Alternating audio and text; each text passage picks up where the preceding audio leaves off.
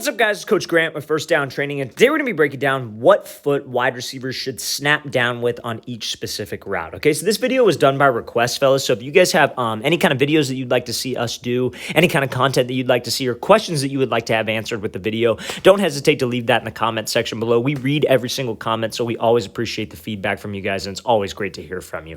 Also, fellas, if you're a wide receiver and you want to improve your explosiveness, your speed, your strength, and you want a specific workout plan to do just that, check out that very first link in the description below for our new 28-day wide receiver gym plan 3.0. So this is a 30-day schedule for wide receivers with the exact gym exercises they should do with sets, reps, rest periods, conditioning days, and the work. So if this sounds like something you're interested in, check out that very first link in the description below. Let's get started with this video. So first things first, we're going to be talking about a comeback route, right? So a comeback route is one where, like, this is mainly, again, I don't think there's a wrong way of doing this, but this is what I teach my receivers, and this is what I like to see and what I believe is the most efficient. And these are some examples of some of the best route runners in the game right now doing that, right? So this is Olave here out of Ohio State running a comeback. Now on a comeback, I would say what I teach is you want to snap down with the inside leg. Now, again, it could be the outside leg depending on the depth of the route, and we'll get into that later. But mainly you just got to have that explosive hip drop, right? At the end of the day, that's what matters. So it's being able to sell vertical. It's being able to create energy at the break point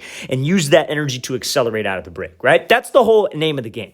But at the top of the break, you want to be as efficient as possible. So that's why I teach the inside leg, and here's why. So when you snap down with the inside leg, like a lot of people think that on a comeback, oh, why wouldn't I just snap down with the outside leg because I could get out of the break in 2 steps? Very unrealistic for you to get out of a comeback in 2 steps, only because it's a 45-degree angle, right? If you're running a dig route, if you're running an out route, maybe. That might be totally fine for you to get out in 2 steps because that's an easier kind of break to drive out. But you have to get your hips completely turned down the 45-degree angle, right? So you have to be able to open up your hips while dropping your hips. So if you snap with that foot and then try to just hook that left foot and then push off of it, that's not going to work. You're either going to have a drift off of it because you're going to pop up, or you're going to take extra steps, and those extra steps cause wasted time. So that's why I teach the inside leg, because when you snap down with the inside leg, you have a chance to get out of it in the least amount of steps possible. Now, I say that very carefully because the least amount of steps is not the most important thing. The least amount of time spent at the top of the break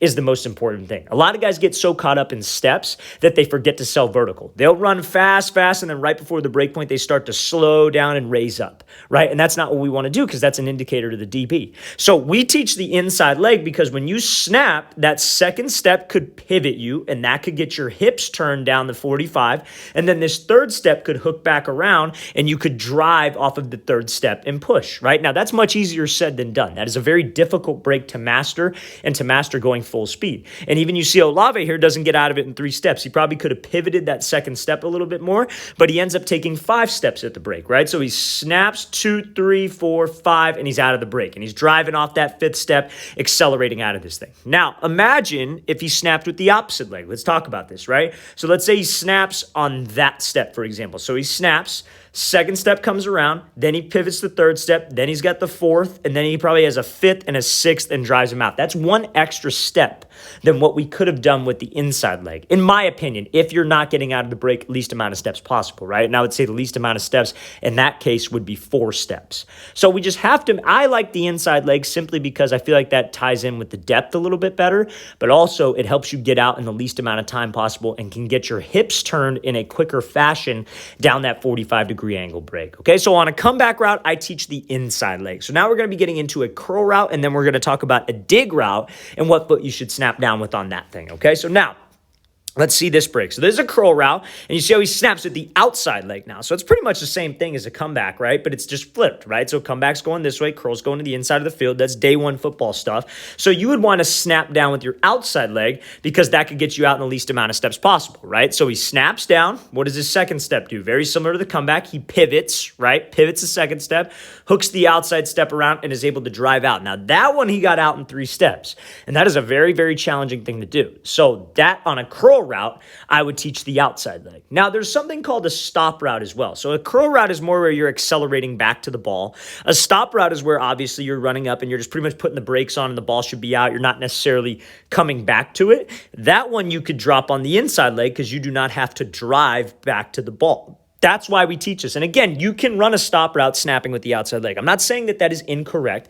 If you've been taught that or you're comfortable doing that, I'm not saying it's wrong. I'm just saying you could be a little bit more efficient if you go off the inside leg, right? Because like if you're running a stop route, you could just snap on the inside leg, hook the outside leg around, and just stop right there. But since you have to drive back to the ball, I don't like the inside foot because if you snap and then hook, your hips are closed off and you can't really drive. So that's why on a route like a curl route, I like the outside leg because that second step can get your hips turned and the third step can kind of anchor you in the ground so you could push and get some acceleration back to that quarterback. Let's watch the thing again, full speed one more time. So on a curl route, I like snapping with the outside leg and getting back to that ball. So now we're looking at this dig route here. Now, the only reason I include this is because this is not even like necessarily like the standard snap down out of it in 2 steps, 3 steps, whatever it is. It's more of like a square cut. I'll play it full speed one time. It's more of like a little square cut, get the DB to jump, and then we're out of it. So he's like snapping here, throwing an outside fake, and then accelerating over the middle. The reason why I included this is because there's many ways to run a dig. I am a firm believer that it kind of depends, right? Because with the receivers that I train, the receivers that we train at our camps, our clinics, or actual training sessions, we teach them like a bunch of different ways to run this dig route. Because a dig route, I feel, is one of the easier routes to break on a 90-degree angle off of a 1-step or a 2-step. It's not like an out route where you have to turn your whole body. You're kind of turning back to the inside, obviously. So it's a little bit easier, right? So sometimes on dig routes, it depends on the depth, right? So like, for example, if it's like an 8 to 10 yard dig, you might be snapping down on your third inside step. So like you line up, your right foot's up, you get off the ball, your first inside, second inside, on the third inside, you snap down. Now, if the dig routes may be like 10 to 12 yards, you might be going off of your fourth outside step. So you could snap down on the fourth outside, or you could work a single cut, or you could work a rocker step. You have to be able to do all of those at the top of the break simply because there's going to be different situations that you're in. If you're in man coverage, you probably don't want to snap down. If you're against zone coverage, you probably could do like a snap down, get out of it in 3 steps, 2 steps, whatever it is. You just got to be able to run all of it because also you might get into an offense where a coach wants it done a specific way and we want to be comfortable with it. So a dig route and out route are one of those weird ones where like there's a few different ways that you can do it, but the main thing we have to understand is the curl and the comeback. The curl, we snap down with the outside foot. The comeback, it's the inside foot. Let's play this thing one more time. Just another great example of how you guys can mix things up on a dig route and create some separation. All right, fellas, I really want to thank you for watching. I really appreciate it. If you have any questions at all, don't hesitate to leave those in the comment section below. We always appreciate the feedback, and it's always great to hear from you guys. All the comments you guys leave, that's what helps us come up with new ideas for videos. So we really appreciate the support and really appreciate any kind of comment that you guys leave. And again, fellas, if you'd like a 30-day wide receiver workout plan, all the specific things wide receivers need to do in the gym with sets, reps, rest periods, and the works broken down for you, check out that very first link in the description below. I'll see you guys next time.